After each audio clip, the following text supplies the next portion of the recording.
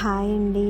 ఈరోజు మహాశివరాత్రి పర్వదినాన్ని పురస్కరించుకొని శివాలయాలన్నీ కిటకిటలాడుతున్నాయి కదండి. మేము కూడా ఎర్లీ మార్నింగ్ 5 వరకు ఇంట్లో పూజ కంప్లీట్ చేసేసి శివాలయానికి వచ్చామండి. ఈ శివాలయం మామూలుది కాదండి, ఎందుకంటే స్వామివారు స్వయంభూగా వెలిసారండి. కన్స్ట్రక్షన్ జరుగుతున్నటువంటి టైంలో స్వామివారి శివలింగం బయటపడటంతో ఇక్కడ ఉన్నటువంటి స్థానిక ప్రజలంతా కూడా కమిటీగా ఏర్పడి చందాలు వసూలు చేసి స్వామివారికి అయితే ఆలయాన్ని అయితే నిర్మించడం జరిగిందండి.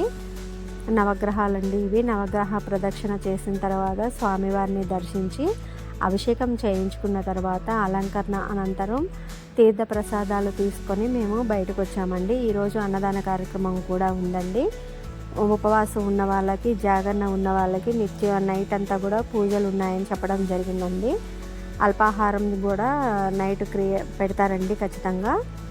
ఇప్పుడు వచ్చేసి అన్నదానం ఉంటుంది. అలాగే మళ్ళీ మధ్యాహ్నం టైంలో కూడా స్వామివారికి అభిషేకాలు, అలాగే అలంకరణ కార్యక్రమం అనేది ఉంటుందండి. మేము అప్పటిదాకా ఉండకుండా మా పూజ కార్యక్రమాలు ముగించేసుకొని వెంటనే వచ్చేసామండి. మేము కూడా ఈరోజు ఒక్క పొద్దే ఉన్నాము. రేపు మార్నింగ్ దీపారాధన అనంతరం భోజనం చేద్దామని అనుకున్నామండి. జాగరణ చేస్తున్నాం నైట్ కూడా.